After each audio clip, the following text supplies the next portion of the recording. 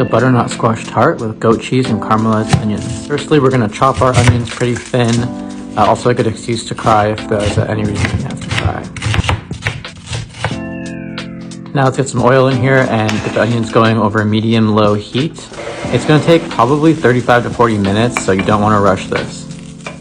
Next, we're going to pick the leaves off some sage and chop it up pretty finely.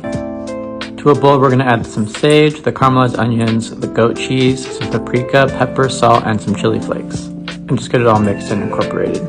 You're going to want to peel and halve your butternut squash and then chop it into half moons like this. Line a baking sheet with parchment paper and unroll your puff pastry. We're going to spread the filling all over the puff pastry, leaving a border for the crust. Arrange the butternut squash on the filling, and then you're just going to take some olive oil and drizzle it, and then get that all over the tops of the butternut squash. Fill with salt and then fold the crust over.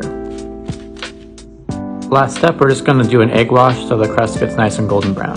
Pop it in the oven, and there we are. Let it cool for about 10 minutes before cutting into it.